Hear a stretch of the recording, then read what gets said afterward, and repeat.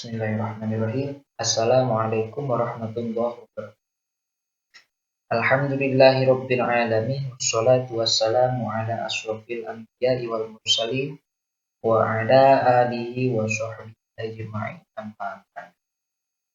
Yang terhormat Bapak Epul Saifullah Nurul Fahmi, SPD SOS, selaku dosen mata kuliah usul fikih dan teman-teman yang saya banggakan. Di sini saya Muhammad Dede Ali Albuni dengan NIM 122012345 akan mempresentasikan sedikitnya mengenai kaidah usuliyah, mutlak, muqayyad, mujmal, dan musytarok. Pengertian kaidah usuliyah. Kaidah usuliyah merupakan prinsip-prinsip dasar dalam ilmu usul fikih yang digunakan untuk menggali dan memahami hukum-hukum syar'i dari dalil-dalilnya. Ilmu ini mempelajari cara dan metode menafsirkan teks-teks syariat baik dari Al-Quran maupun hadis dengan pendekatan ilmiah dan sistematis. Yang pertama ada lafaz mutlak. Mutlak menurut usul fikih adalah suatu lafaz yang menunjukkan pada makna atau pengertian tertentu tanpa dibatasi oleh lafaz lainnya. Misalnya kata meja, rumah, jalan, dan lain-lainnya. Kata-kata ini memiliki makna mutlak karena secara makna kata-kata tersebut telah menunjuk pada pengertian makna tertentu yang telah kita pahami. Menurut Khudari Beg, mutlak ialah lafaz yang memberi petunjuk terhadap satu atau beberapa satuan yang mencakup tanpa ikatan yang terpisah secara lafzi. Terus ada menurut Abu Zahroh. Menurut Abu Zahroh, mutlak ialah lafaz yang memberi petunjuk terhadap maudhu'nya tanpa memandang kepada satu, banyak, atau sifatnya, tetapi memberi petunjuk kepada hakikat sesuatu menurut apa adanya. Dan menurut Ibnu Subki, mutlak ialah memberikan definisi bahwa mutlak adalah lafaz yang memberi petunjuk kepada hakikat sesuatu tanpa ikatan apa-apa. Terus ada hukum mutlak. Pada mutlak diberlakukan atas kemutlakannya selama tidak ada dalil yang menunjukkan adanya pembatasan. Misalnya lafaz raqabah pada lafaz at-tahriru raqabah. Al-Maidah ayat 22. Maka lafaz raqabah dengan kemutlakannya menunjukkan kecukupan budak baik mukminah ataupun kafirah.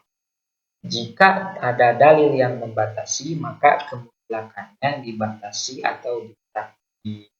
Contoh, A'udzubillahi minasyaitonirrajim. Bismillahirrahmanirrahim. Mim ba'di wasiyyati yusi biha aw dain. Yang artinya sesudah dipenuhi wasiat yang dibuat. Lafaz wasiyah dalam ayat tersebut adalah mutlak. Tidak ada ketentuan jumlah harta yang boleh diwasiatkan, sedikit atau banyak. Tetapi Rasulullah Shallallahu Alaihi Wasallam melarang Sa'ad bin Abi Waqqas mewasiatkan lebih dari 1/3 hartanya. Larangan ini menjadi dalil bahwa wasiat yang sifatnya mutlak dalam ayat dibatasi atau dikoidkan dengan 1/3 harta peninggalan sebanyak-banyaknya. Terus yang kedua ada lafaz muqayyad. Secara etimologi, muqayyad berarti ikatan yang menghalangi sesuatu yang memiliki kebebasan gerak. Sedangkan dari segi terminologis berarti lafaz yang menunjukkan kepada satu atau beberapa satuan yang diberi ikatan berupa lafaz yang terpisah darinya. sehingga maknanya tidak lagi seluas atau sebebas maknanya sebelum adanya ikatan tersebut. Dengan kata lain, lafaz yang mengandung penghalang sehingga maknanya tidak seluas sebelumnya sebagai akibat adanya penghalang muqayyad itu. Jadi dapat dikatakan bahwa muqayyad merupakan lawan dari mutlak. Jika ada yang mengatakan muslim, maka ini adalah lafaz mutlak atau dengan kata lain masih bersifat umum. Namun jika dikatakan muslim Indonesia, maka ini adalah lafaz muqayyad karena tidak lagi mencakup setiap muslim di seluruh dunia, tetapi terbatas pada muslim yang berwarga negara Indonesia. Contoh perumpamaan muqayyad salah satunya terdapat dalam surah An-Nisa ayat 94. A'udzu billahi minasyaitonir rajim. Bismillahirrahmanirrahim. Wa ma kana lil mu'minin ay yaqtula mu'minan illa khata'a ila akhirih. Artinya, dan tidak layak bagi seorang mukmin membunuh seorang mukmin yang lain kecuali karena tersalah atau tidak sengaja. Dan barang siapa membunuh seorang mukmin karena tersalah, hendaklah ia memerdekakan seorang hamba sahaya yang beriman. Quran Surah An-Nisa ayat 9. Terus ini ada hukum muqayyad. Lafaz muqayyad diberlakukan atas kemuqayyadannya selama tidak ada dalil yang menunjukkan untuk diabaikannya kaid tersebut. Jika ada dalil untuk mengabaikan adanya kaid, maka kaid itu harus diabaikan seperti dalam kafarat dhihar.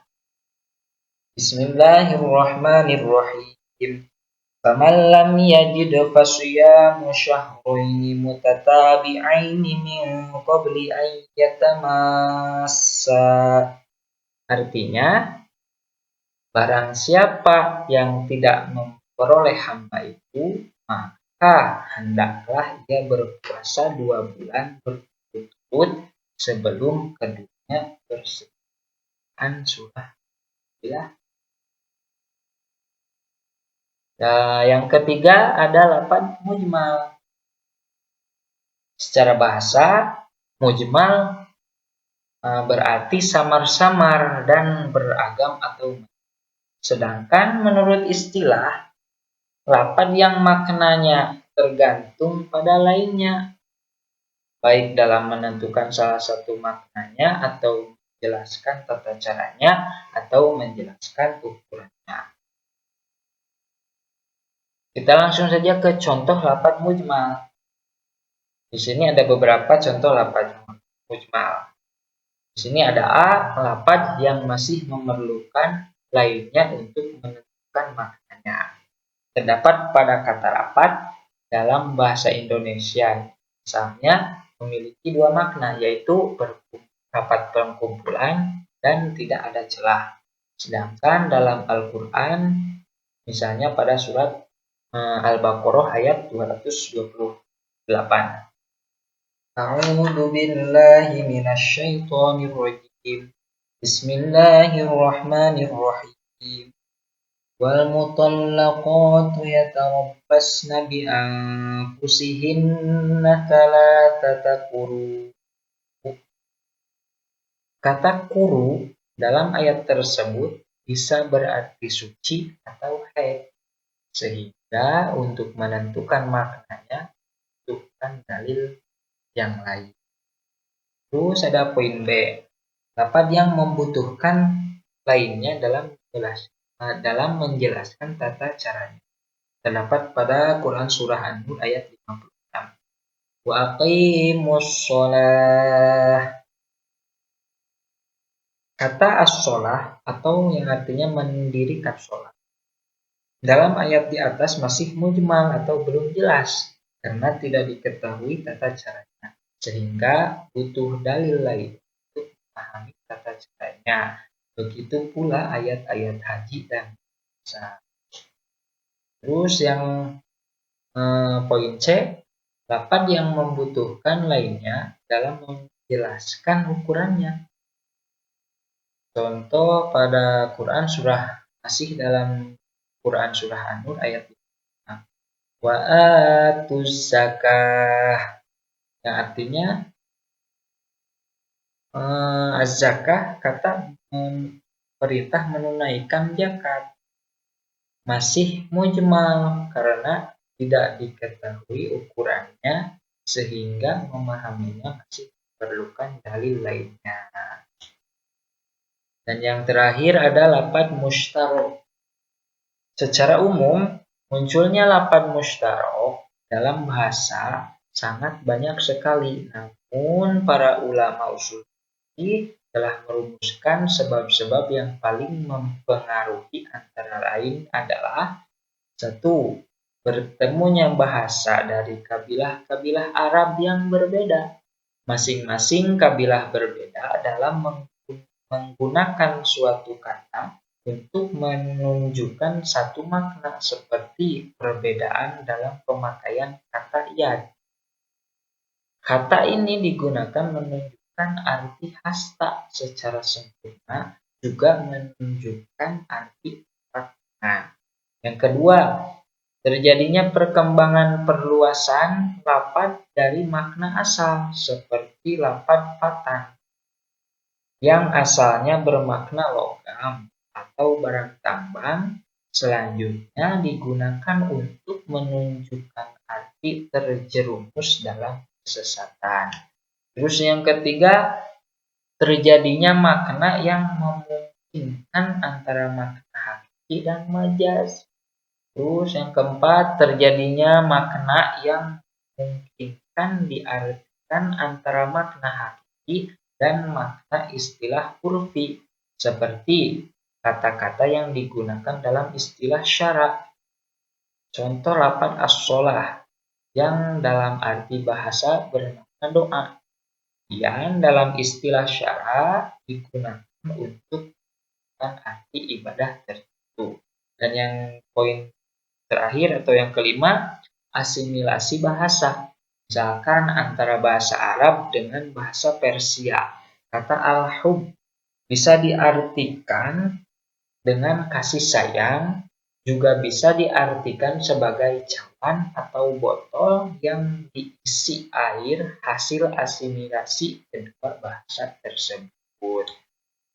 Contoh, sebagai contoh sederhana yang mengartikan keberadaan lafaz mushtarok secara dohir adalah bahwa hampir semua huruf adalah mushtarok, sebagaimana dinyatakan oleh ahli nahwu.